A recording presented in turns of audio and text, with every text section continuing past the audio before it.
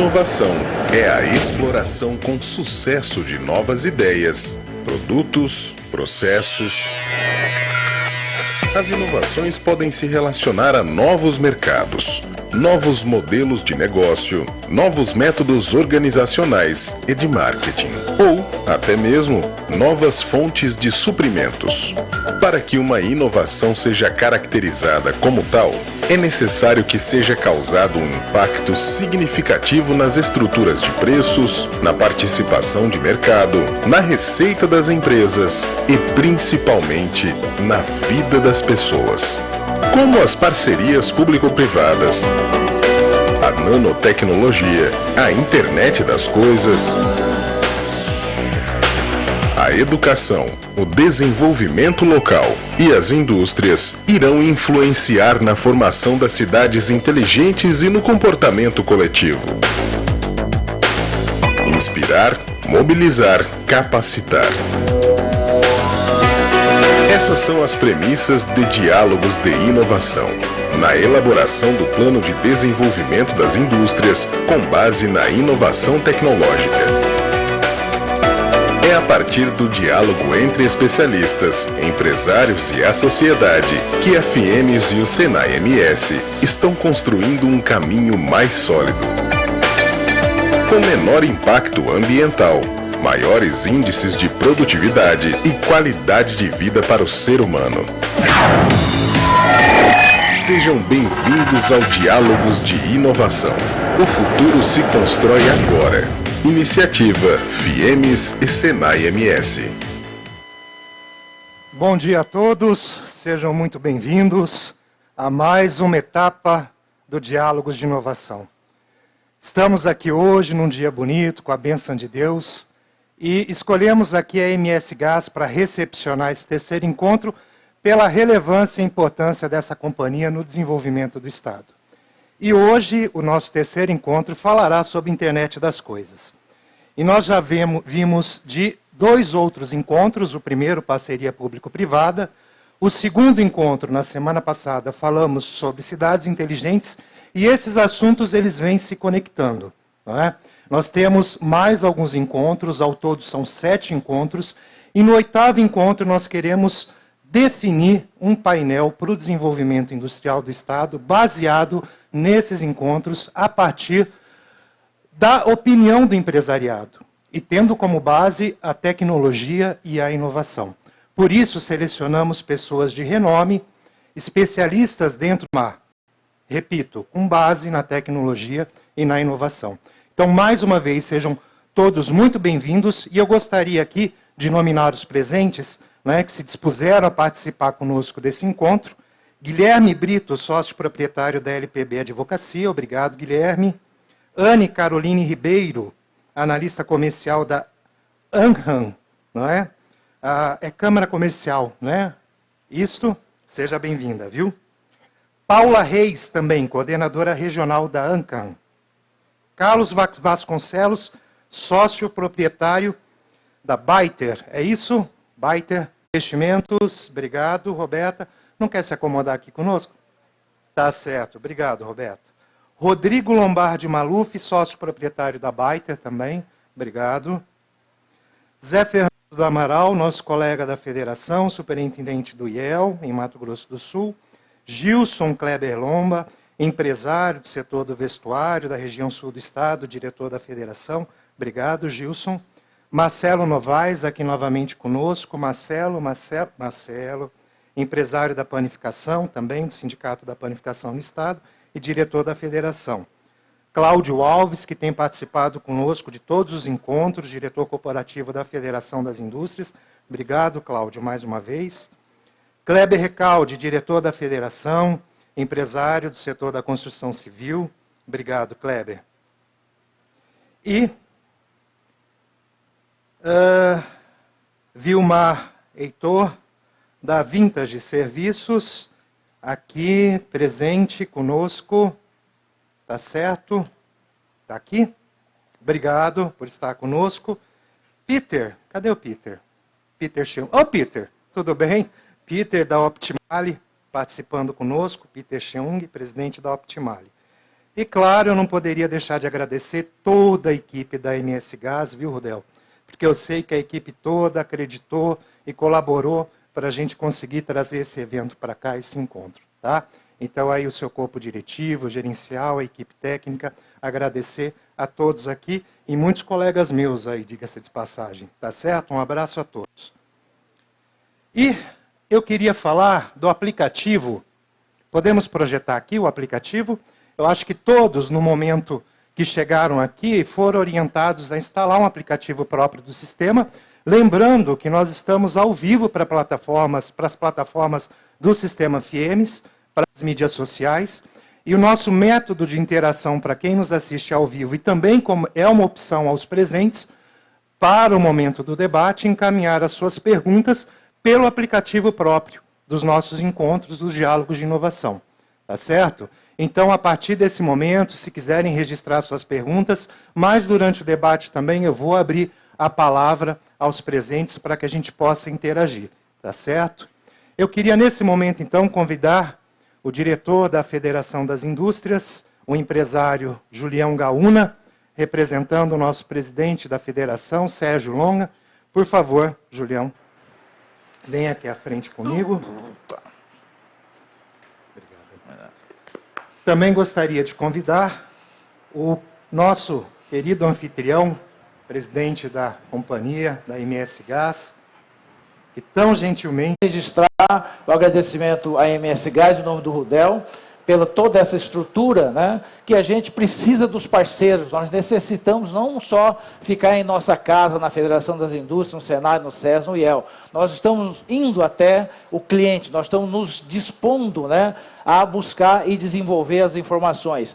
O Senai tem feito grande trabalho com essa inovação, com esses diálogos, e nós temos certeza que com toda essa consulta, esse compartilhamento de informação, nós vamos ultrapassar essas barreiras, nós vamos fazer de novo a nossa indústria produzir e ser cada dia mais produtiva e gerar emprego e renda. Essa é a função que nós queremos, que a Federação trabalha juntamente com a CNI, e é o entusiasmo do nosso presidente Sérgio Long que faz isso acontecer a todo momento. Mais uma vez, muito obrigado a todos por estarem aqui e que nós tenhamos uma boa manhã de trabalho e de conhecimento. Obrigado, Julião. Rudel, suas palavras. Bom dia a todos. Realmente tivemos uma sorte enorme, né? Uma manhã não tão quente como esperávamos, é um tempo bom.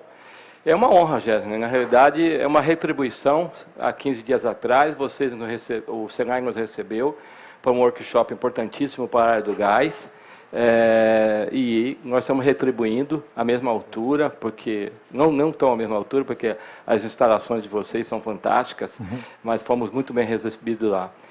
A Federação das Indústrias é o nosso cliente. Nós temos gás natural na Federação. O presidente Sérgio Longa é um grande companheiro e cliente, tá? Como empresário, e nós temos na casa do gás natural.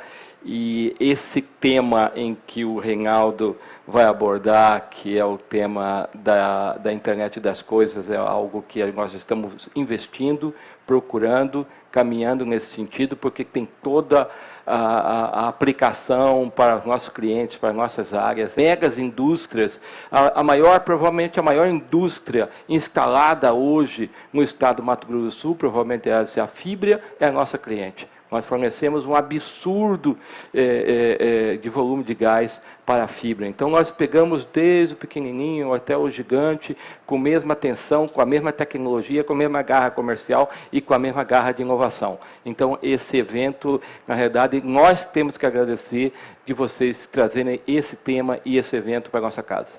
Ok, obrigado. Obrigado. Bom, para darmos continuidade, eu queria convidar aqui à frente nosso palestrante de hoje, Reinaldo Lorenzato. Reinaldo é graduado em Engenharia Industrial Mecânica pelo Mackenzie, mestres em Administration, ok? Com extensão internacional pela Rotman Business School, Universidade de Toronto. Atuou como executivo de empresas em Bertelsmann, Hewlett Packard e Grupo Seiko Epson, atual sócio da Scheme Project Process Consultoria.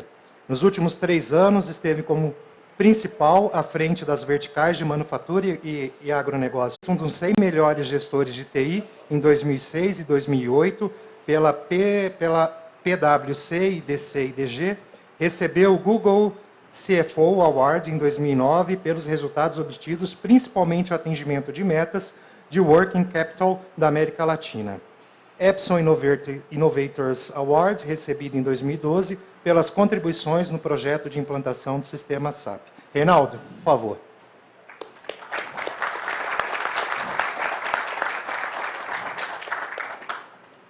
Seja bem-vindo. Como é que vai? Uma breve consideração, Reinaldo, antes de iniciar a sua palestra. Bom dia a todos. Deixa eu fazer uma pequena discordância do meu amigo aqui. Para quem é de fora, está calor para chuchu. O dia está lindo, mas está realmente quente. E o que eu gostaria de dizer é o seguinte: mais do que um prazer, é uma grande honra para mim estar aqui com vocês, porque tudo isso aqui que a gente faz na nossa carreira nada mais é do que consequência para mim de uma boa educação.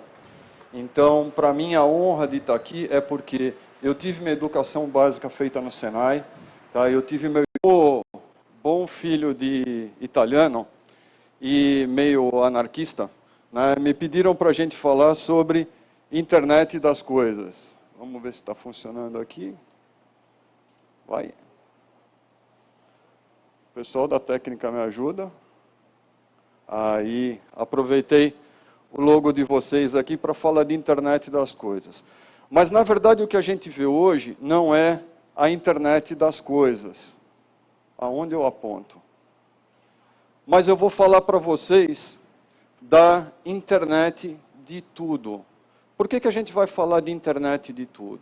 As coisas foi um termo genérico do inglês que veio do IoT, mas a gente está vendo hoje não só coisas, principalmente aquelas que são, vamos dizer assim, estão eletronicalizadas, mas outras coisas que começam a se conectar com a internet.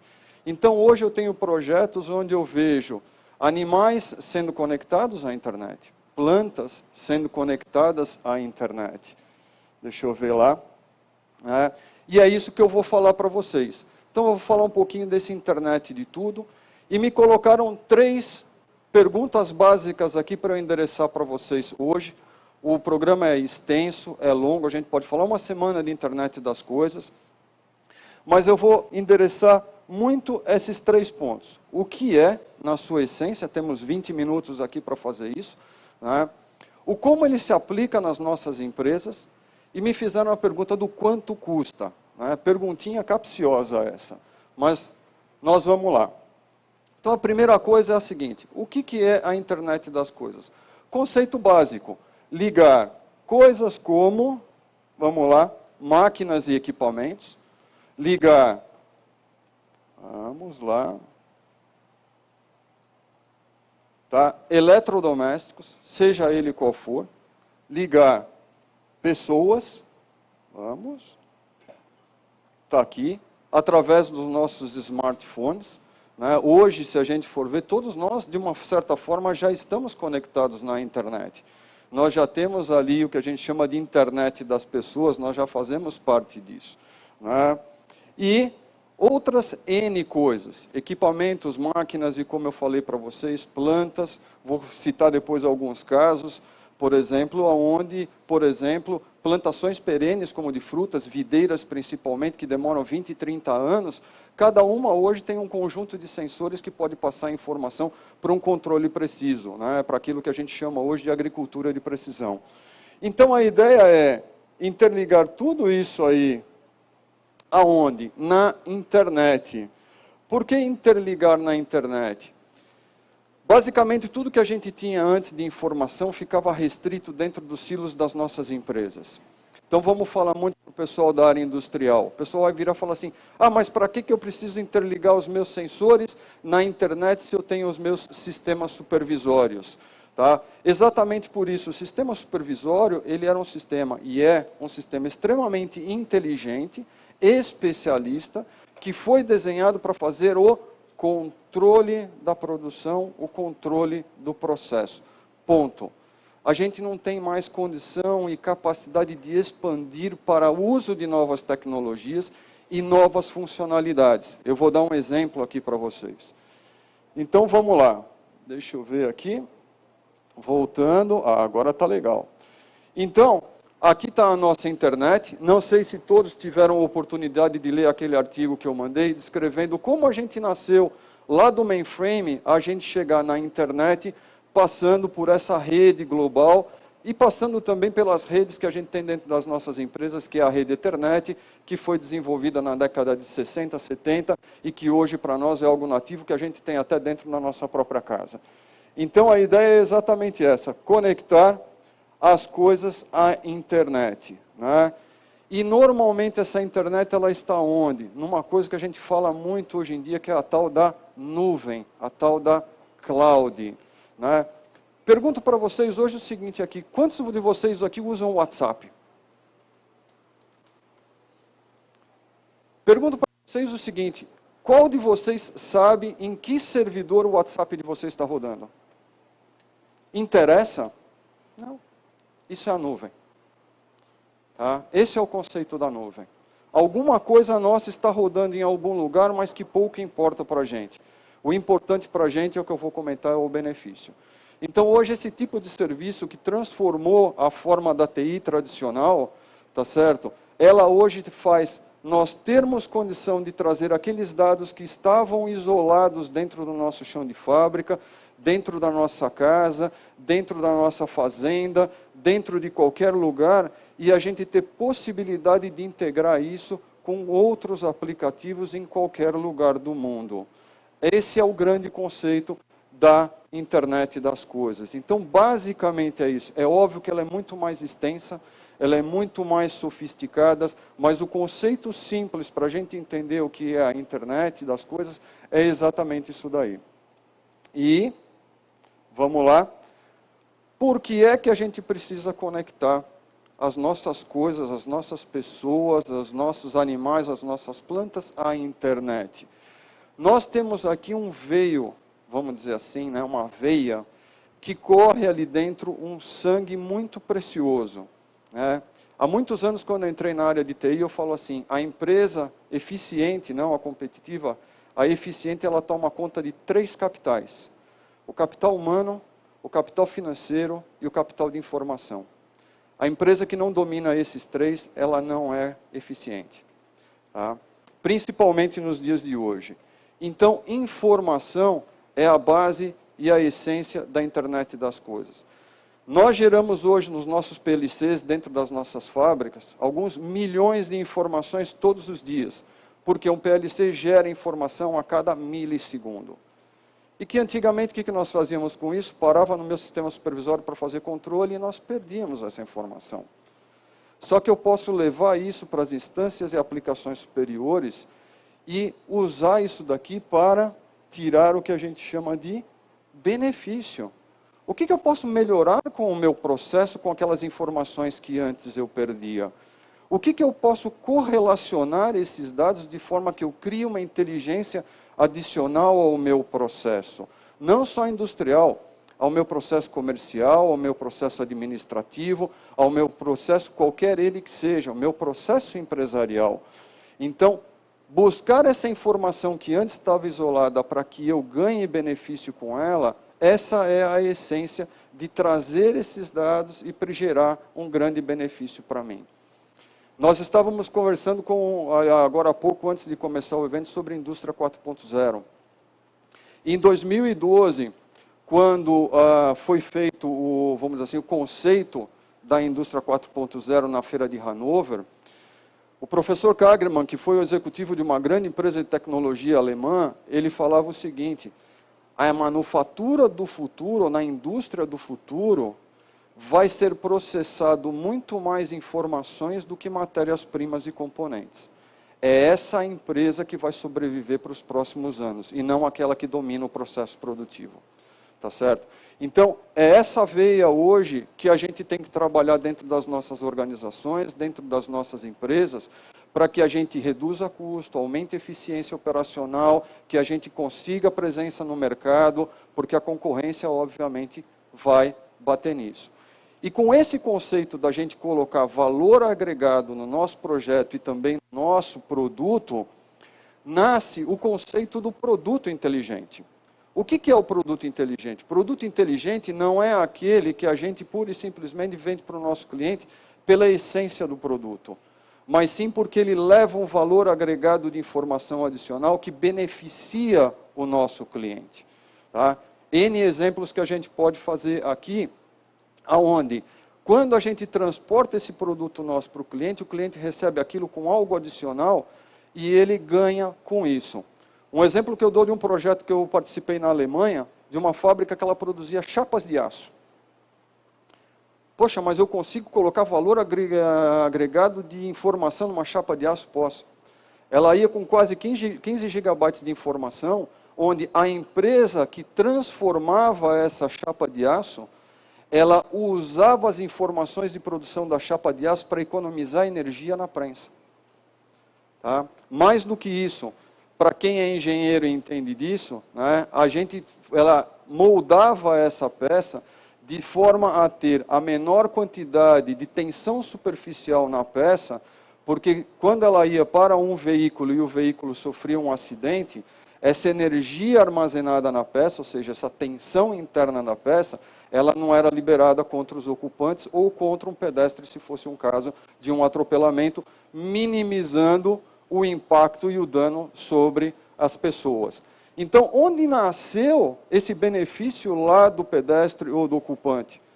Lá na siderúrgica. E isso vai colocando na cadeia até o seu produto final, que na verdade é um ciclo sem fim. Então, o IoT hoje, ele nos permite fazer isso, colocar inteligência no nosso produto e agregar valor para o nosso cliente e para a nossa cadeia de valores como um todo. Vamos lá? Isso daqui para mim é o meu pilar que eu uso hoje quando eu vou fazer IoT nas empresas dos meus clientes. IoT não é um produto, não é uma plataforma, mas um conjunto de soluções que devem ser olhadas para que o projeto como um todo funcione. Aonde que ele nasce? Ele nasce exatamente ali, nas pessoas, nas coisas, naquilo que eu quero buscar a minha informação, a minha fonte de informação.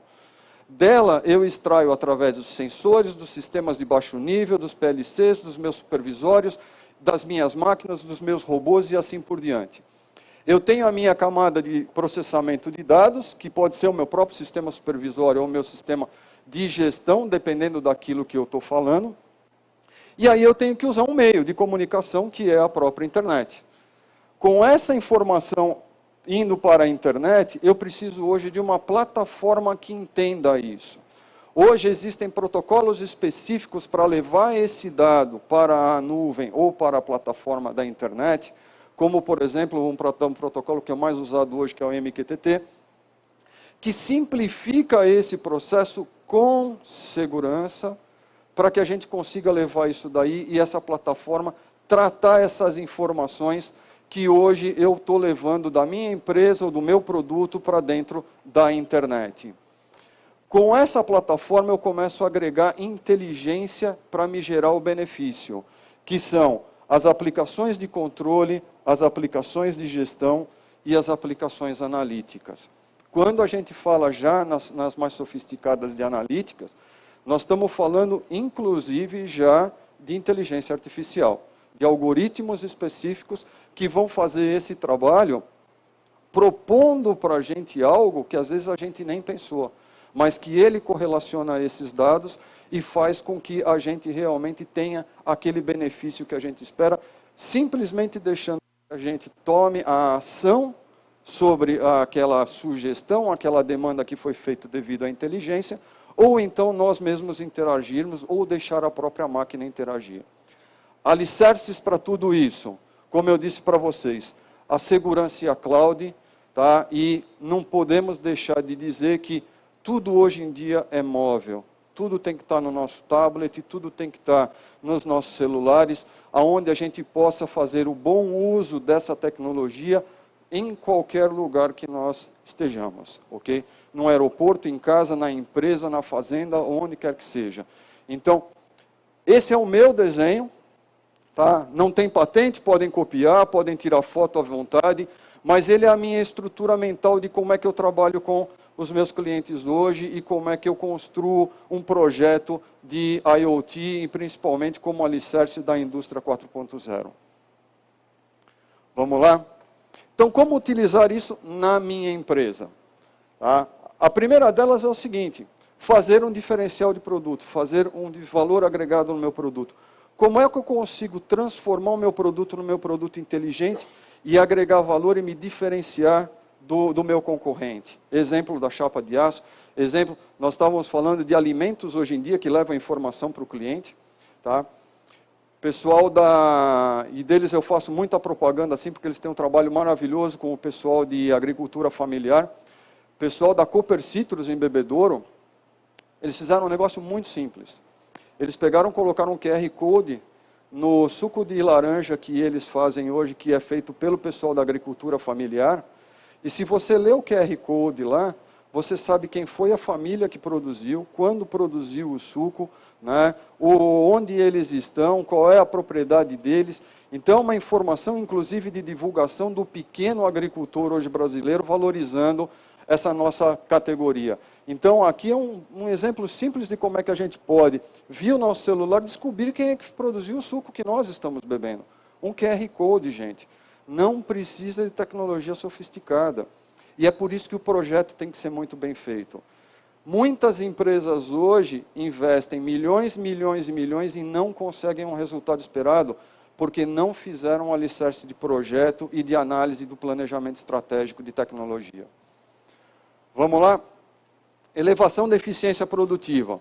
Então, nós estamos falando em manutenção preditiva, aumentar o nosso uptime de máquinas, melhorar o nosso processo, aumentar a qualidade de produto, uma série de possibilidades que a gente tem dentro das nossas empresas. Podemos falar em redução dos custos operacionais. Podemos reduzir os nossos custos de uma forma geral, cada empresa com a sua necessidade, com a sua oportunidade que a gente tem de reduzir os custos, não só na área industrial, mas na administrativa e comercial. A melhoria da gestão como um todo, até marketing se beneficia disso. Hoje nós podemos, vamos dizer assim, correlacionar informações dos nossos produtos e produção com informações de mídias sociais, tá certo? E fazer um plano de marketing mais adequado. Isso faz parte da gestão. E o principal é o que eu comentei com vocês. O meu projeto tem que estar alinhado com a estratégia de negócio da minha empresa. Sensorizar por sensorizar não é projeto de IoT. Tá? Robotizar por robotizar não é projeto de indústria 4.0. Eu tenho que entender o que eu vou ganhar com isso, qual é a minha estratégia para chegar lá, desenhar esse projeto e sim ter certeza que o investimento ou as despesas que isso vai me gerar, vai me trazer benefícios. Esse, para mim, é o principal pilar e que eu vejo hoje no Brasil, da forma que eu rodo, a grande maioria das empresas, até pelo assunto ser novo, e por isso que nós estamos aqui, das empresas realmente estarem perdidas, elas não sabem por onde começar.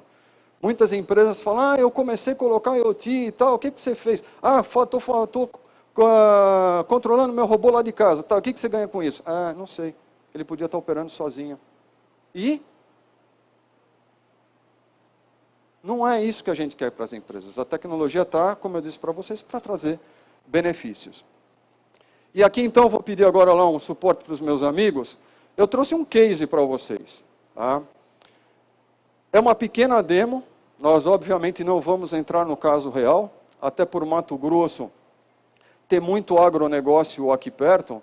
Tá? Eu vou operar daqui junto com o suporte dos meus amigos ali da técnica, uma fazenda na Nova Zelândia. Tá? Então eu estou acessando aqui todas as minhas fazendas que eu controlo hoje na Nova Zelândia, onde aqui eu produzo soja, aqui eu produzo milho e pasto, aqui trigo e pasto. E então eu estou acessando diretamente só os meus sensores que estão lá? Não. Aqui embaixo, a mesinha está atrapalhando um pouco vocês ali, mas eu consigo, por exemplo, daqui do Brasil, saber como é que eu estou em condições climáticas lá na Nova Zelândia. Então, eu consigo, interagindo com um sistema de clima, saber onde estão as minhas zonas de baixa e alta pressão. Para quê? Para eu fazer o controle se vai chover ou não nos próximos dias. Tá? Eu consigo verificar, no meu segundo link ali, as condições de vento, e nós vamos ver ali que eu já tenho um alarme aqui rodando, em que a gente vai ver que eu tenho aqui realmente um problema de vento, tá certo? E eu tenho também condições de determinar a temperatura nessas regiões aí, não só para hoje, mas para os próximos dias. E o que acontece? No cruzamento dessas informações, eu estou vendo que eu tenho aqui um problema, eu vou clicar aqui no meu problema, que ele está me alertando, botão direito. Ele está me dizendo que eu tenho um problema aqui, que eu estou com o meu pivô central, vamos dizer assim, de atravessado com esse vento, e ele corre o risco de tombar. Então eu vou clicar aqui no meu Investigate. Ele vai me dizer, daquela fazenda, ele fez um drill down, determinou aqui embaixo qual que é o ponto que eu estou com problema. Eu vou entrar lá. Lá eu tenho todo o meu solo sensorizado, então dá para perceber que o pivô ele andou nessa direção aqui, irrigando, que está tudo verde, faltou esse pedacinho aqui, mas esse vento aqui me vai dar o risco de tombar esse meu pivô que está irrigando. Como o nosso tempo terminou, eu não vou conseguir falar de tudo aqui, mas o que eu vou fazer é o seguinte, daqui agora eu vou dizer o seguinte, pivô, para e volta para a posição que o sistema está me determinando que é a mais segura em função desse vento que vai chegar aqui para a gente daqui a pouco. Então eu vou lá naquele meu botão lá, vai lá, opa, deveria ter o meu alerta ali. Anyway, dá um reset na aplicação, eu acho que você parou com ela aberta. Entra e sai do link. Entra e sai do link para mim. Tá, isso. Clica lá. Beleza. Dá um clique aqui no alerta. Está aqui já. Ele me propôs uma situação. E eu vou dar um execute aqui, bem rápido. Vocês vão ver que o pivô vai se mover. E isso aqui realmente poderia estar acontecendo lá na Nova Zelândia. Eu colocando esse pivô numa posição de menor risco, porque os ventos estão vindo exatamente nessa direção aqui, e ele vai me desligar o pivô até eu dar um próximo comando de quando é que eu tenho que ligar esse pivô, e ele voltar para a posição onde ele começou e concluir a irrigação, se não chover antes. Tá bom, pessoal? Então, isso aqui, bem rápido, é um exemplo que a gente tem hoje de como a gente usa isso a nosso favor. Vamos lá? Voltar para a apresentação. O carrasco do tempo aqui já me comeu. Quanto custa? Essa é a capciosa. De um consultor, depende do projeto. Tá certo? Mas eu acho que a pergunta correta que a gente deveria ter sido feita, né, para a gente é: o que realmente a minha empresa ganha com isso? Tá? Essa é a pergunta. Tá? Então, isso aqui, na hora de desenvolver o projeto, é o que a gente tem que buscar. Como a gente tem um tempo extremamente curto, está calor para chuchu, eu falo muito, tá? Eu deixo os meus contatos para vocês, para qualquer momento entrar em contato com a gente, fora o tempo agora que a gente vai ter de perguntas aí, para a gente tratar um pouco do tema. Obrigado pela atenção de vocês. Okay. Reinaldo, parabéns, mas enquanto o pessoal arruma aí a nossa frente para o debate, estávamos discutindo que a tecnologia da internet das coisas, ela é transversal à questão do desenvolvimento, né? Seja independente de qual setor a empresa esteja situada, se é industrial, comercial, enfim. Mas é a questão da infraestrutura, né, o que possibilita essa conectividade. Como que você avalia esse ambiente no Brasil, em termos de infraestrutura? Nós temos um ambiente hoje favorável, ou a questão de infraestrutura ela é restritiva a projetos utilizando a internet das coisas? Como que você avalia? Tudo isso faz parte daquilo que a gente fala do projeto. eu trabalho muito com o agronegócio. E a gente tem, vou dar um exemplo claro para vocês que vocês vão entender muito fácil o tipo do cenário que a gente tem aqui.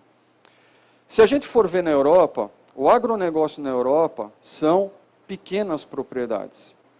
No Brasil, a gente fala hoje em, às vezes, uma propriedade em termos de área maior que muitos municípios. A gente ainda tem, vamos dizer assim, muito latifúndio no Brasil. E latifúndio produtivo, latifúndio com tecnologia. E um dos problemas que a gente tem hoje é levar a infraestrutura para dentro de uma propriedade enorme como essa. E às vezes o pessoal para e pensa e fala o seguinte, mas como é que eu vou levar a internet e espalhar a internet para dentro da minha fazenda como um todo, né? Ou das minhas fazendas? Aí é que está o grande erro e aí é que está, talvez, vamos dizer assim, o desconhecimento das tecnologias existentes. Quando você faz um projeto e a gente determina, por exemplo, que eu não preciso fazer grandes transferências de dados, mas sim dados de sensores, que são strings muito pequenas, né, que me passa uma umidade de solo, um pH, uma temperatura, coisa simples associada a uma data, um horário e tudo mais.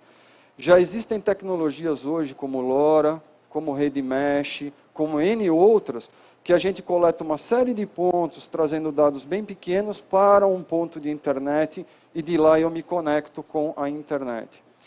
Então, às vezes, o projeto se inviabiliza pelo desconhecimento da tecnologia. Nós temos hoje no Brasil, sim, frente a outros países, um problema de infraestrutura? Claro que sim, tá certo? Mas existem, em alguns casos, ou na grande maioria, soluções alternativas aonde a gente pode viabilizar um projeto desse. Talvez não num primeiro momento 100%, que seria o projeto ideal, mas obviamente alguma coisa a gente coloca em prática. Ok, obrigado. Então vamos ao debate. Queria convidar aqui o mentor Julião, o anfitrião Rudel. Vamos tomar assento ali. Desliga. Rudel. Reinaldo, por favor. Lembrando que estamos ao vivo para as nossas plataformas e também os presentes podem fazer uso do aplicativo, mas lembrando que nós vamos abrir a palavra aí para que no momento do debate também possam fazer suas perguntas e suas considerações. E aqui está nosso aplicativo, tá ok? Quem quiser fazer uso, já está aberto a perguntas. Recebendo aqui já algumas perguntas do interior. Mas antes de passar as perguntas, destacar nosso processo de facilitação gráfica, tá? Durante toda a palestra e que vai sendo incrementado, vocês estão vendo lá no painel à direita de vocês, nós temos um processo de facilitação e que vai sendo alimentado a partir do nosso debate, conforme o nosso debate vai caminhando. Queria passar a palavra para o mentor do encontro, Julião. Gostaria de fazer alguma pergunta ao nosso especialista? Sim, eu gostei muito, Reinaldo, você disse 3 pilares, né? E a gente observou que um dos pilares são as pessoas. E se isso não estiver inserido, a coisa não funciona. Então, eu queria que você falasse um pouco mais sobre esse assunto, porque a gente percebe no mundo tão evoluído, e a tecnologia ela tem realmente feito reduções de processos, aumentado a nossa capacidade produtiva, mas em alguns momentos se torna robotizada. E muitas empresas, eu percebo que elas se perdem nesse momento, que não dão a devida atenção aos recursos humanos, né? E a minha preocupação, principalmente nesse mundo extremamente... que eu com 57 anos, e meu sobrinho lá com 2, 3 anos, ele me ensina como mexer no smartphone, né? E a gente fica às vezes envergonhado por conta dessa evolução.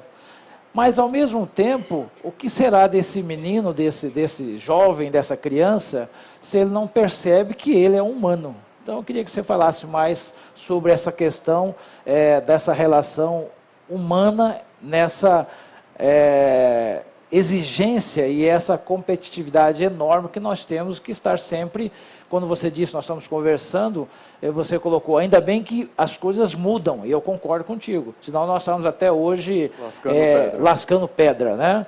Mas, mesmo que mudem, nós continuamos sendo seres humanos.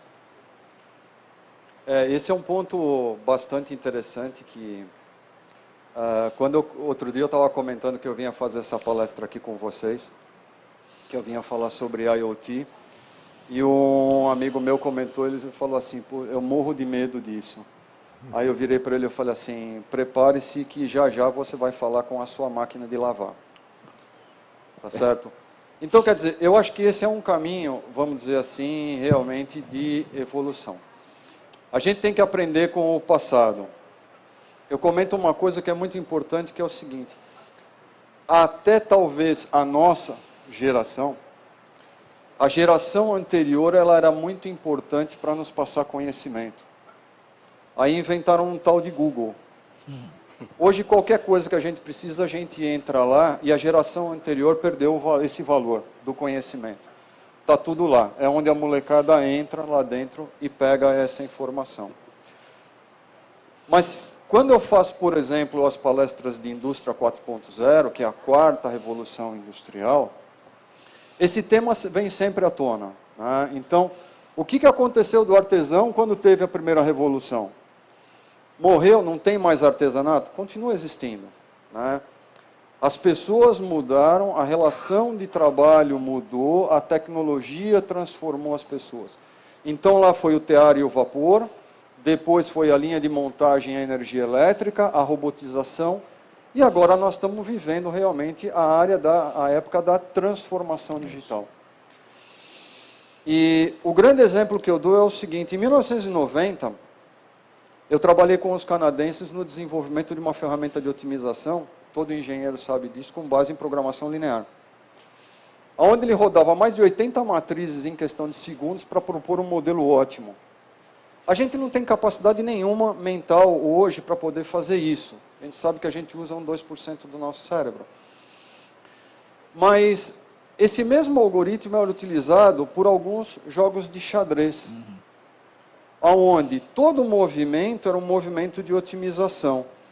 O computador jogava com você onde ele ganhava mais ou ele perdia menos.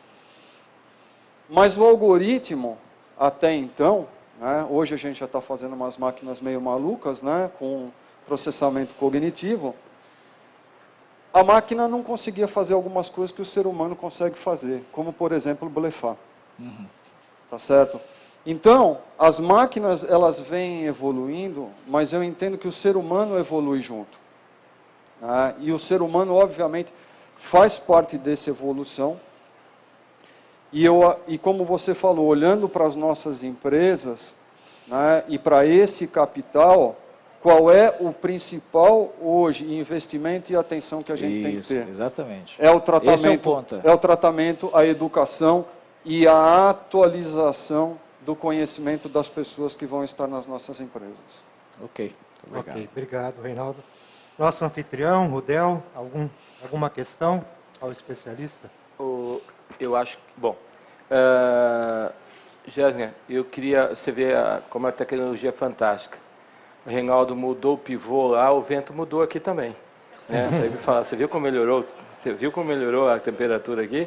Você mudou lá, mudou. Começou a ventar aqui, fantástico, né? Parabéns você. O seguinte, na realidade, nós estamos aqui no meio de empresários, queria até agradecer aqui nossos companheiros da MS Gás de Câmara Americana de Comércio, Máximo, as meninas da Anshan, né, e agradecer aqui meu colega, meu irmão aqui de secretaria, o André Suquef da Sangasul. Nós todos estamos investindo, a MS Gás hoje investe, eu fiz uma colinha sua aqui, quando você falou em valor agregado, na realidade, a commodity do gás natural, ela é importante e ela tem concorrência. Nós sofremos concorrência pesada, pesadíssima. Né? Embora a gente seja uma concessão, se a gente não sai vendendo e não tem o porquê vender, a concorrência ganha da gente. Seja a lenha, seja o óleo combustível, né? O GLP. Então nós temos que ter um valor agregado a isso e eu acho que um dos grandes valores que nós estamos vendendo com o nosso produto né, é a logística. Né? E a internet das coisas, a ligação dos dispositivos aqui dentro da nossa empresa vem melhorando demais esse nosso trabalho. O que eu quero colocar para você, já que nós estamos aqui no meio dos empresários, do outro lado, à medida que eu estou investindo, à medida que eu estou melhorando, à medida que eu estou avançando tecnologicamente, o meu cliente está sentindo isso e ele vai reconhecer e eu vou efetivamente ter ganhos sensíveis em relação ao meu concorrente, vamos dizer assim, ou eu vou ter ganhos sensíveis financeiramente em relação ao que eu estou investindo. O meu cliente sente isso, ele reconhece isso. O grande reconhecimento que eu acho que vem no cliente é na hora que a gente começa a fazer duas avaliações: market share e faturamento. Tem uma série de coisas por trás disso: imagem da empresa, presença no mercado, ética, um monte de coisa que atende o cliente. E aí eu acho que está a magia de buscar como entender o meu cliente e que tipo de valor agregado que eu dou para ele. Às vezes, por exemplo, não é a informação, mas eu estar próximo quando ele demanda do meu produto, da logística, tá certo? Se a gente pega hoje, por exemplo, quem trabalha com as indústrias de bens de consumo, a produção hoje, às vezes, por exemplo, de alimentos, ela é uma coisa hoje muito tradicional, tranquila e automatizada. Aonde que a empresa tem hoje, por exemplo, o seu cerne de estar perto do cliente? Na logística. Então, administrar o processo logístico hoje para uma empresa de bens de consumo é fundamental. Fora, por exemplo, todo um trabalho de marketing que tem que ter de fixação de marca e uma série de coisas. E aí, de novo, a tecnologia ajuda. Hoje, quando a gente vê aquele último pilarzinho que eu coloquei lá das ferramentas analíticas, eu fiz uma prova de conceito para uma empresa que ela queria entender como monitoramento de mídia social e processamento cognitivo ajudava a fixar o produto e a imagem da empresa junto ao mercado dela, né, utilizando uma determinada campanha. E eles deram uma semana, na verdade a gente monitorou quase um mês, mas uma semana foi crucial, porque eles pagaram fortunas num grande garoto propaganda para fazer uma propaganda deles numa determinada semana, e só se preocupando exatamente com as questões clássicas do marketing, né? Imagem, a mensagem e tudo mais. Então. E nós monitoramos e trouxemos os resultados que saíram na mídia social, cruzando com uma série de outras informações, inclusive da parte cognitiva, ou seja, quando as pessoas escrevem, né, na mídia social, hoje as ferramentas interpretam se aquilo é positivo, se é negativo, né, se aquilo realmente tem alguma mensagem importante que eu deva mudar no meu produto, na minha mensagem, para quê? Para penetrar mais naquele meu mercado objetivo. E foi muito engraçado que nós descobrimos o seguinte, que a semana que a mídia foi veiculada foi uma semana errada. Porque aquele mesmo garoto propaganda estava fazendo propaganda de 2 outros produtos e desviou o foco da atenção. Só que, obviamente, eles não tinham essa informação, por quê? Porque eles não monitoravam mídias sociais. Se eles tivessem monitorado, eles iam descobrir que ia ter uma concorrência de mídia naquela semana, deslocado aquilo lá e trazido a atenção para o seu produto de uma forma mais intensa. Tá certo? Então, quer dizer, todo esse trabalho que é feito hoje com tecnologia, não só lá no chão de fábrica, mas na logística, na nossa área de marketing, na nossa área de administrativa, o objetivo é exatamente esse, olhar para o nosso cliente e falar o seguinte, o que ele espera melhor de mim, como eu me diferencio e como realmente eu atendo melhor as expectativas do meu cliente. E tecnologia de informação ou transformação digital está aí para a gente fazer isso. Ok, obrigado, Reinaldo. Olha, gostaria de esclarecer os presentes, também quem nos assiste online, que estamos recebendo muitas perguntas e que todas as perguntas serão respondidas, ok? Dado o espaço de tempo limitado para o nosso encontro, infelizmente, não será possível responder a todas as perguntas aqui, mas todas as perguntas serão respondidas. E temos aqui algumas perguntas.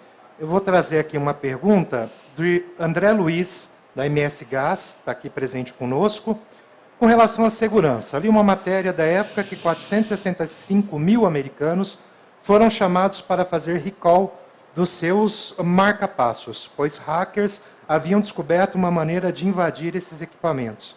O que fazer para que esse tipo de problema não seja um entrave à utilização da internet das coisas? E veja, quanto mais conectada é uma empresa, né, mais vulnerável também a essas questões de segurança cibernética, né? Uma coisa é fato, nenhuma empresa está 100% segura. Tá certo? Por quê? É muito mais fácil destruir porque a gente sabe como ela foi construída. O construir é difícil. Nós vemos hoje, principalmente pequenas e médias empresas, que entendem que, por não serem grandes alvos, não investem em segurança. E segurança, para quem conhece a ISO 27002, que é a norma de segurança da informação, a gente sabe que segurança não é só confidencialidade, mas sim disponibilidade de informação. Ou seja, eu não ter a disponibilidade é porque eu tive uma falha de segurança, não tive um backup, não consegui recuperar, meu sistema caiu, eu não tenho um sistema, eu não tenho 2 links de internet e assim por diante. Eu coloco a minha empresa numa situação de risco da mesma forma. Todo mundo conhece, né, ou vamos dizer assim, o que aflora mais é a questão dos hackers. Até nós tivemos aí um monte de ransomware, WannaCry, pessoal fazendo sequestro de informações aí há pouco tempo. Mas se a gente perceber o seguinte, como é que eu evitava um WannaCry? Fazendo uma atualização do sistema operacional da Microsoft. Ponto. Então são coisas muito simples às vezes, que não necessita de altos investimentos, que as empresas podem fazer, e eu acho que o grande erro das empresas é não dar atenção à segurança. E vocês veem que eu falei 2 vezes no meu curto tempo, segurança, segurança, segurança. Tá? Isso é fundamental para as empresas. Se elas realmente não construírem a segurança das suas informações, elas correm e aumentam o seu risco.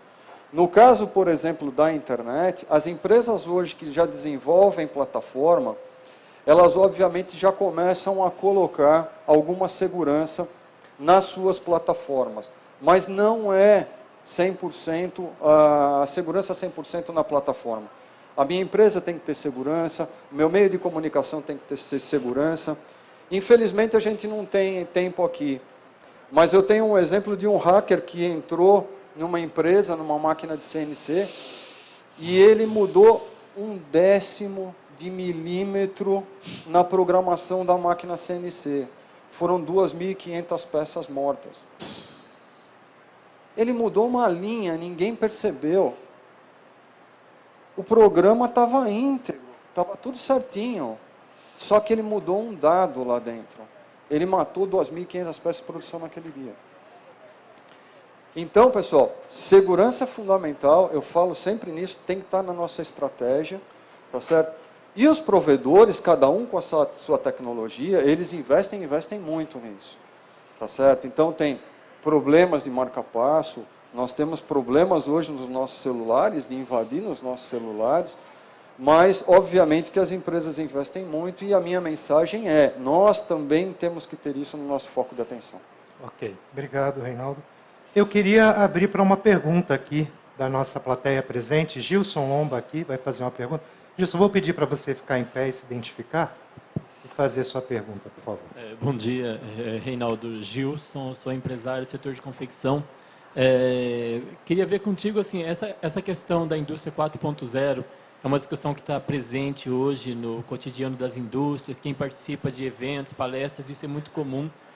Ao mesmo tempo, vem essa questão, né, de quando fazer, do preço, e eu acho que hoje nós somos agentes que estamos aí num momento de transição, né? Eu estava fazendo uma reflexão agora, nós vamos passar esse bastão para alguém lá na frente, que é essa molecada que está vindo agora, né? Esse pessoal mais novo, e nós ainda temos essa dificuldade, né, de pensar qual é o momento ideal, como fazer, como gastar, e saber que lá na frente quem vai estar operando são outras pessoas. Como que uma empresa pequena, né, de médio porte, como que ela vai pensar isso? Qual seria o momento ideal? O nosso consumidor já mudou, né? Boa parte do nosso consumidor já é esse consumidor que enxerga a internet o dia inteiro. Você imagina isso daqui 10 anos. Mas nós vamos fazer um planejamento hoje para a nossa empresa para daqui 10 anos? Não. Isso eu acho que tem que estar posto antes, porque o que a gente imaginava antes, daqui 10 anos o mundo vai ser assim, hoje é daqui 1 ano, 2 anos. Não precisou 10 anos, não 10 anos atrás que nós pensamos o WhatsApp, né? Então, assim, é uma coisa que muito rápido acontece e isso vai evoluindo de uma forma muito grande. E para quem está hoje à frente das empresas, as pessoas aí de 30, 60, 70, enfim, como que você acha que essas pessoas devem agir, né? É tudo muito no setor de confecção, a gente pega assim, vamos trabalhar a indústria 4.0 e tal, mas tudo ainda muito caro fora da realidade, né? Como que você enxerga, como que pode ser trabalhado isso? Em 2014 foi o meu primeiro contato com o tema Indústria 4.0. Eu estava na Alemanha, estava em Düsseldorf, e uma das coisas que eu vi lá foi o seguinte: a indústria 4.0, acho que todos conhecem realmente, vamos dizer, pelo menos da essência já, que a gente já começa a falar, e é aquele tal negócio, né? Eu fiz uma matéria para o estado de São Paulo, por exemplo, que eu falei assim, a indústria 4.7, já preparado para 5.0. Porque se a gente for ver, da primeira para a segunda foram mais de 100 anos, da segunda para a terceira já foi menos, da terceira para a quarta foram 20 anos, a próxima a gente vai fazer em 5 anos e olhe lá, a próxima revolução. E o que eu comentava era exatamente isso, né? Quando é que as empresas devem entrar? Porque muitas das empresas, os empresários com quem eu tenho contato, eles têm esse mesmo sentimento, né? Já se passou 3 anos, ou só 3 anos, e eu já estou atrasado. Então, o que eu comento, respondendo a tua pergunta tem que entrar sempre, não é agora, é sempre. Esse é um processo evolutivo, né? Então, eu tenho certeza hoje que ninguém tem um PC daquele 386 com 10 MB de disco nas suas casas. A gente já trocou, já evoluiu, já está com tablet na mão, não manteve aquela velharada toda lá, a gente evoluiu. A tecnologia é assim. Então, o que eu recomendo para pequenas, médias ou grandes empresas tenham um budget de inovação tecnológica. É o nosso tema. Reservem um dinheirinho para tratar desse tema. E como é que eu trato desse tema? Atrelado à minha estratégia de negócio. O que eu quero fazer para a minha empresa? Porque de lá eu vou ter a consciência do quanto investir, no que investir, como investir e o quanto investir. Tá certo? Então, a estratégia de inovação das empresas ela é fundamental. E com relação às pequenas e médias, eu vi um negócio muito bacana que, inclusive, eu estava falando aqui com o Julião e com o pessoal, uma coisa muito bacana. Indústria 4.0, ela nasce na Feira de Hannover em 2012, é feito um estatuto, esse documento é público, vocês podem acessar. Para quem quiser, eu posso passar o documento ou o link, que é o Estatuto da Indústria 4.0 pelos seus mentores. Tá? Ele está na internet em alemão e em inglês, infelizmente em português não, mas lá a gente entende toda a essência do porquê que foi criado isso. E a Indústria 4.0 ela foi criada dentro da Alemanha para dar competitividade para a indústria alemã. Tá certo? Só que isso cresceu, foi para o governo, se transformou num programa de governo. A Angela Merkel fala isso abertamente, que o governo alemão sustenta e mantém, patrocina a indústria 4.0 alemã. Mas em 2014 ele já era uma parte do programa chamado Horizon 2020 da Comunidade Europeia. Para vocês terem uma ideia, eu tenho um alarme do Google, que é Industry 4.0 ou Indústria 4.0 em português. E hoje, toda vez que sai um artigo sobre Indústria 4.0, ele me manda. E eu recebo hoje mais informações de Indústria 4.0 de Portugal do que do Brasil, em português. Por quê? Portugal está inserido na Comunidade Europeia e eles estão fazendo um trabalho muito forte. Para quem não conhece, a indústria portuguesa hoje é uma indústria muito bem desenvolvida, principalmente na parte de maquinários, moldes e ferramentas. No sul de Portugal tem uma área muito bem evoluída. Às vezes é mais fácil hoje uma indústria comprar um molde de injeção de plástico em Portugal mais barato do que produzido, às vezes, aqui no próprio Brasil. E eles estão muito inseridos nesse programa do Horizon 2020. Mas toda essa história é para chegar num ponto que o governo alemão tinha um programa chamado Virtual Fort Knox. Fort Knox, para quem não sabe, é onde os Estados Unidos guardam lá as suas barras de ouro lá, e é vamos dizer assim, um forte realmente fechado. E essa empresa foi desenvolvida para tratar de segurança de informação das empresas. Só que ela era uma espécie, vamos dizer assim, de uma cooperativa. E o governo alemão viu naquilo lá a oportunidade de inserir as pequenas e médias empresas nesse programa, fazendo com que, como tudo lá dentro era as a service, então, por exemplo, eu preciso de um sistema de proteção contra hackers, em vez de eu comprar as licenças, eu usava aquilo como serviço. Eu precisava de um servidor novo, então, em vez de eu investir no meu hardware, eu comprava processamento em nuvem. Em vez de eu precisar do meu sistema de gestão e comprar todas as licenças, eu pagava por processamento ou por usuário. Então, nesse modelo de as a service, o que aconteceu? As pequenas, por usar pouco, elas pagavam pouco. As grandes, por usar muito, pagavam muito. Só que qual o grande benefício disso? Elas tinham o mesmo acesso à tecnologia, pequenas, médias e grandes.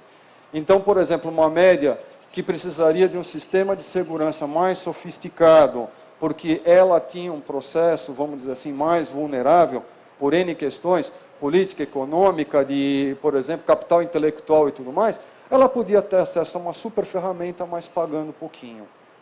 Então, isso é uma coisa que eu falo para entidades como as federações das indústrias, outras federações que agregam comércio e tudo mais, para que, como vocês têm a força da união das indústrias, do comércio num determinado estado ou numa determinada região, que vocês promovam e façam projetos similares, dando oportunidade aos pequenos e médios fazerem esse tipo de trabalho. E os grandes fornecedores hoje, eles estão realmente dispostos a fazerem parte dessa comunidade, colocando seus produtos a custo baixo.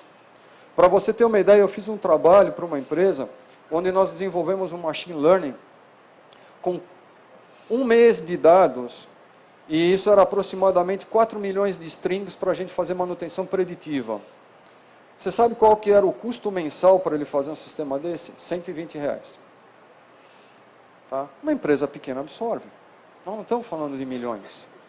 Então, hoje, não só a tecnologia, mas a forma de acesso à tecnologia, ela está disponível para as pequenas e médias. O que as pequenas e médias hoje não têm? É a atenção para um processo contínuo de inovação. Ok, obrigado, Reinaldo. Vamos tentar, Reinaldo, na medida do possível, ser mais breve nas respostas para atender mais perguntas, mas claro que o assunto não se esgota aqui, esse debate continua nas nossas plataformas e nas mídias sociais. Temos aqui a pergunta do Kleber Luiz Recalde, empresário do ramo da construção civil, diretor da federação, e ele pergunta: você pode nos apresentar um case da aplicação da internet das coisas bem-sucedido na construção civil? Bom, vamos lá. Minha esposa tem uma empresa de escoramento metálico lá em São Paulo, é engenheira civil. Controle de obras hoje é uma coisa que a gente tem muito, principalmente para as grandes empreiteiras que têm várias obras. Fazer o controle de obra, ele hoje pode ser feito de qualquer lugar, a partir do momento que a gente coloca a sensorização ou a captura de informação adequada nas obras. Então, consumo correto de materiais, apontamento de mão de obra, apontamento de cronograma de obra, não só, vamos dizer assim, mais para o lado, vamos dizer assim, residencial comercial, mas principalmente nas grandes obras. Controle de geoposicionamento para estradas e ferrovias é uma outra aplicação bastante bem sucedida também com a parte de construção civil. E aí tem uma infinidade delas aí que podem ser realmente, vamos dizer assim, estressadas e entendidas, que o pessoal tem aplicado. Ok. Você falou agora há pouco, né, dos artigos e notícias que recebe da indústria 4.0 e vem muito de Portugal. Só para comentar que o nosso próximo palestrante, especialista em nanotecnologia, Miguel Cerqueira, é de Portugal e está vindo de lá para participar conosco aqui dos diálogos, só para registro. E também para registrar Nós estamos com uma audiência de 318 pessoas online, que estão interagindo, encaminhando suas perguntas, e um alcance de 1.213 pessoas para o nosso encontro. Tá certo? Tem aqui uma pergunta do Movimento Avança Brasil, que está nos assistindo pelo YouTube. Eu acho que tem muito a ver com a questão da logística, que já foi falado, mas traz a pergunta: as nossas metrópoles poderiam utilizar desta tecnologia para uma melhor mobilidade no trânsito? Com certeza. Vocês tiveram uma palestra agora há pouco tempo das cidades inteligentes. Sim, essa semana passada. Um dos pilares do conceito de cidade inteligente é a IoT. Ou seja, e eu acho que o grande impacto que a gente vai ter é na parte realmente de mobilidade. A gente ouve cada dia mais a gente falar em home office. Eu até estava comentando que minha filha é arquiteta, já fez um projeto em Paris, já fez já mais 2 outros projetos fora, e ela trabalha de pijama no quarto dela. Tá certo? Então, essa é uma forma hoje que a tecnologia viabiliza. Com isso, para ela, a mobilidade foi fundamental. Então, com certeza. Ok, Reinaldo. E antes de partirmos para as considerações finais, eu queria abrir para mais uma pergunta da nossa plateia presente. Tem alguém que gostaria de fazer alguma pergunta? Vamos lá, pessoal. Alguma pergunta? Bom, acho que foi bastante esclarecedor. Não temos nenhuma pergunta, Reinaldo? Aqui, Peter, aqui na frente, por favor. Peter, se puder ficar em pé e se identificar, por gentileza. Bom dia, Reinaldo. Bom dia, Peter. Nós somos uma pequena empresa de tecnologia que produz hardware aqui em Campo Grande. Uma preocupação que nós temos para a disseminação da internet das coisas é um pouco das tecnologias. A gente usa LoRa e a gente sabe que o governo agora se preocupou com isso porque o LoRa é totalmente disseminado na Europa, fora. E aqui estão querendo regulamentar e descobriram que tem uma operadora de telefone que usa uma banda que era restrita para o LoRa. Como é que você vê essas coisas? Porque a gente sabe que se nós popularizamos, isso decola. Agora, se a gente começa a restringir, regulamentar e colocar impostos em algumas coisas onde não existe, isso começa a travar também tudo isso. Principalmente para a agricultura, porque o LoRa se adapta muito bem ao agronegócio. Okay? Nós estávamos comentando alguma coisa similar outro dia com relação à parte de produção de energia doméstica, através de fotocélulas e tudo mais. E um rapaz comentou comigo o seguinte, ele falou, o projeto ficou emperrado no Congresso Nacional porque o Congresso não sabia como cobrar ICMS do consumidor final ou da pessoa física. Né? Ficou anos assim parado e está desenrolando agora. Mas eu acho que é bem isso, ou seja, a regulamentação no Brasil ela vem primeiro com o sentido tributário. Ou seja, o que o governo leva de casquinha na nossa participação ou no nosso trabalho empresarial ou executivo. Né? Existe um ponto muito importante na regulamentação, vamos dizer assim, o lado bom da força, né? É que se fica totalmente aberto, principalmente já para quem trabalhou com radiofrequência. Eu trabalhei durante alguns anos com radiofrequência e a gente sabe, por exemplo, que se eu não colocar uma frequência correta, eu posso parar uma ambulância, um carro de polícia, alguma coisa assim, que eu interfiro em determinadas ondas já pré-estabelecidas, por exemplo, por uma Anatel, que é o caso específico de rádio, e eu crio interferências, às vezes não benéficas. Então, vamos dizer assim, a regulamentação técnica, tá certo? Ela realmente é benéfica, porque ela organiza a forma como a gente usa as tecnologias. A Europa faz isso, você falou do LoRa na Europa, é verdade, né? E os Estados Unidos faz isso. Então, esse é o lado, eu vejo que é o lado bom. O que eu vejo é que nós reagimos de uma forma muito lenta. Né? Em novembro do ano passado, por exemplo, saiu a primeira regulamentação de uso de drone. E não foi uma regulamentação, foi uma normativa que o Congresso trouxe. E a gente está vendo drone voando para cima e para baixo, aí para todo lado. Tá certo? Então, o que eu vejo é isso. Nós somos lentos hoje em fazer as nossas regulamentações.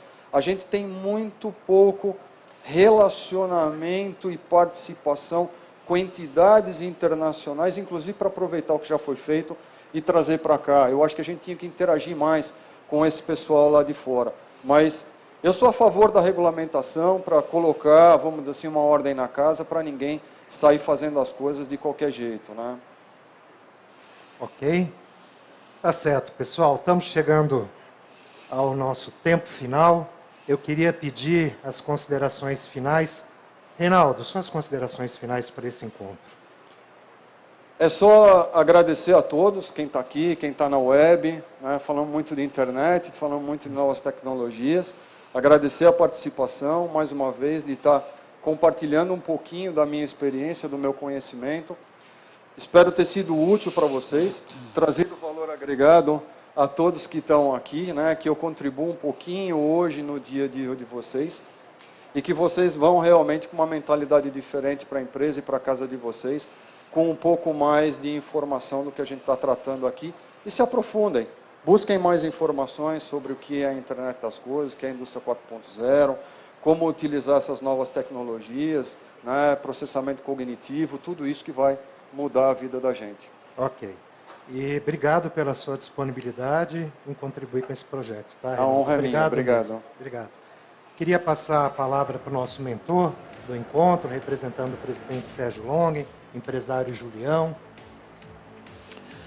Dizer mais uma vez, né, agradecer em nome do nosso presidente Sérgio Longen e toda a estrutura da Federação das Indústrias, Senai, SESI e EL, ao Reinaldo, ao Rudel, que nos recebeu aqui, mas principalmente agradecer a vocês, né, que aqui se dispuseram a ficar conosco por 2 horas, 1h40, alguma coisa assim, pelo único motivo, como disse o nosso palestrante, que o grande fruto disso tudo é a educação, que transformada em conhecimento. E nós precisamos realmente, a cada dia, aprimorar e evoluir no conhecimento.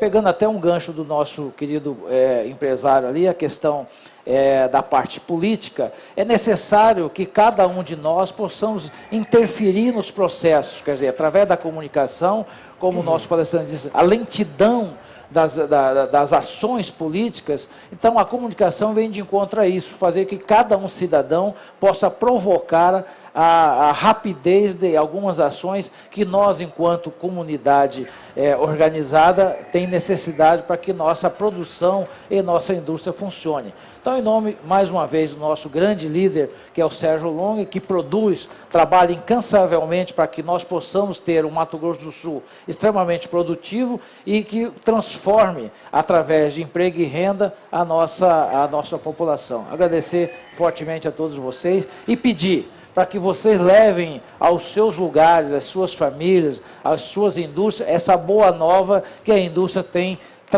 levado fora da sua casa, para ao redor e ao entorno da sua cidade, dos seus bairros. Muito obrigado mais uma vez por todos vocês estarem aqui trabalhando junto para que nós possamos ser cada dia mais forte na produção e na capacidade de produzir. Tá certo, obrigado, Julião. E, Rudel, antes de lhe passar a palavra, eu queria mais uma vez registrar os nossos agradecimentos da FIEMS, do Senai, por nos receber aqui na sua casa, tá certo, na MS Gás, um parceiro importante no desenvolvimento industrial do Estado, e também estender o agradecimento a toda a sua equipe que também comprou a ideia do projeto e participou ativamente desse encontro. Eu lhe passo a palavra para as considerações finais. Obrigado, Gerson. Antes de agradecer, eu vou começar fazendo um pedido que o Senai e a Federação das Indústrias insira a MS Gás em todos os seus eventos de tecnologia, sempre que possível, através de patrocínio, através de participação, através de cedendo o nosso espaço. A MS Gás é uma área de extrema tecnologia, o gás natural ele exige isso, então, por favor, sempre lembre da gente em primeiro lugar, tá? A Federação das Indústrias, através de seus diretores, através do presidente, nós temos um relacionamento excelente, ótimas participações, isso só vem engrandecendo o nosso dia a dia. Fantástica a apresentação do Reinaldo, Na realidade, me criou alguns problemas, porque o pessoal da TI quer colocar uma foto dele lá na TI, porque ficam brigando comigo por conta de mais investimento, Esses dias eles estavam lá pedindo um valor astronômico, exatamente porque você falou da redundância, da segurança, então você vai ter um busto seu ali na entrada da TI. Fantástica a sua palestra, né? Fantástica essa palestra, sensacional, é legal você, eu acho que todos que estão aqui, isso faz com que a gente pense mais elevado, queira estudar mais, queira avançar, sabe? Isso é muito gostoso, viu, Reinaldo? Você trazer essa manhã gostosa para a gente aqui, manhã extremamente produtiva. E dizer a todos os presentes online, né, que a MS Gás se honra de recebê-los. Muito obrigado. Obrigado, Rudel. Avisá-los, né, informá-los, os presentes também, quem nos acompanha online. Temos ali, né, a facilitação gráfica, o mapa mental do nosso debate, que junto com os outros já produzidos, nós vamos reunir tudo isso num único painel ao final de todos os encontros, que será MS Indústria para o Futuro. Quero anunciar aqui também o nosso próximo encontro no dia 24 de outubro. Vou pedir para projetar aqui. Teremos Dr. Miguel Cerqueira, tá certo? Um especialista português na área de nanotecnologia, e esse será nosso próximo tema específico, e vamos divulgar já na próxima semana o local desse encontro. Ficam todos, desde já, convidados a participar conosco, tanto os presentes, também quanto aqueles que nos acompanham ao vivo através das plataformas. Então, mais uma vez, muito obrigado a todos e até a próxima.